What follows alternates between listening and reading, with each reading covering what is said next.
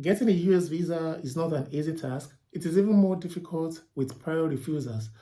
Stay with me while I take you through my US visa journey.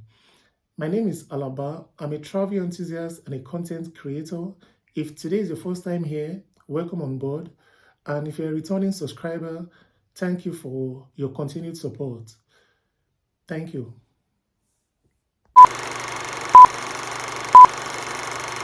Welcome back. Getting to the embassy on my interview date, there were about 15 to 20 people there, so I waited for my turn. When it got to my turn, I gave them my passport, my appointment confirmation, and my DS-160 form.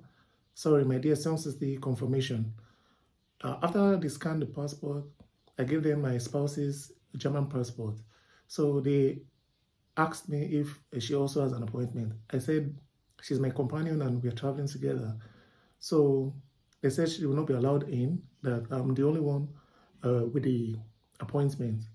So I said, but we're traveling together. So the man decided to call the consular section to find out if she should go with me or not. So after calling the consular section, they told him that they only need me to come in, that if she's needed, they will send for her. And I said, okay, no problem. So I went in. The first place I went through was the security check. They scanned, just like if you're traveling at the airport, you remove your belts, every metal object, your keys and everything. So I did all that. Then after I went through the door and I retrieved all my documents, my personal belongings. I gave them my keys. Then I was given like a number, so when I'm coming back, I can get my property or items. So I quickly dressed up and I went into the consular section area. So when I got in, there were like 7 to 8 people on the queue. So I waited again. So when it got to my turn, I was told to go to window 3. When I got to window 3, I gave the lady there my passport and she asked me English or German. I said both. I speak both languages and she can go on with anyone. So she went ahead conversing with me in English. She scanned my passport and she took my fingerprint and everything. After taking my fingerprints, then she handed over my passport to me and told me to go to the she told me to wait for the consular to call me for my interview. So I went back on the queue. While I was on the queue, I was watching what was going on. There was a lady to my left. She refused 2 people, and there was a man to my right. He had refused like 2 to 3 people prior to getting to my turn. So he just told me to come. I was like, okay. So when I got there, I just told him straight up that did not let my wife in, that we're supposed to travel together, blah, blah, blah. What is going on? She said, it's okay, sir.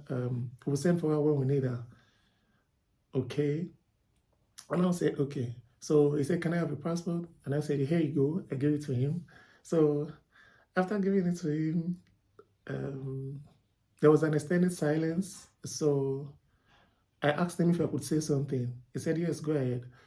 So I told him that if my visa is issued, I'm going to legitimately use my visa, travel to the US, and come back before my authorized visit is over.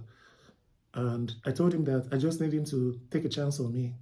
He now said, okay, no problem, but he's checking through my visa record that I've been refused severally. I said, yes, that was several years ago. It's over 5 years now. And that was in my homeland. He said, in your homeland, what happened? I said, honestly, I don't know. I just feel they don't believe me.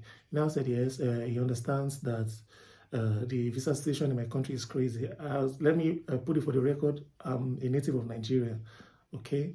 So he said, why do I want to go to the US? I took a deep breath and I said, firstly, I'm going for vacation. And secondly,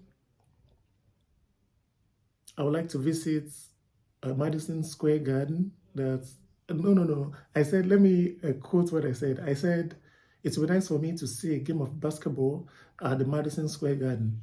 That I'm a huge basketball fan and I've been following the NBA for over 20 years, from 1990-1991 season to date. That I could do a recap of the NBA finals from 1990-91 to date, if it doesn't mind. Then I now said, finally, I'm working on opening a traveling agency, and New York is one of the destinations I intend to market to my prospective clients. Hence, they need to see the attractions in New York. He now said, okay, no problem. He now said, what do I do for work? I told him what I did or what I do for work. He said, can I elaborate on it a little? I told him. I elaborated more. I told him what I do for work exactly, and he asked me, is it the same thing I did when I was working with Amazon? Because I also worked in Amazon for almost 2 years. I said yes. He now said, okay, how many days holiday do I have? I said I have 31 working days. But I'm going to split the holiday into two. I'm going to observe 15 working days. That's like approximately 3 weeks. Then I'm going to observe the other next year. That by next year, I'm going to accumulate more days. He now said, okay. Then he said, what does my spouse do? I told him what my spouse do and where she works. So she said, how did we meet? I told him how we met, that I met at my friend's birthday party. He now said, okay. Then, what else did he ask me again? He said, how long do I want to stay? I told him 3 weeks. He said, okay. Then he asked me that, what am I doing now? I said, I work. And he said, he knows I'm working on my master's. That how long is my master's going to take? I said, approximately 2 years or so. And I said, okay.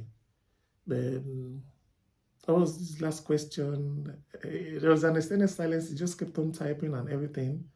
The next thing I know, he just said, your visa is approved. I said, whoa. So that's my year's visa journey. I just decided to share this information or my visa experience because a lot of people have encountered refusals before and they gave up.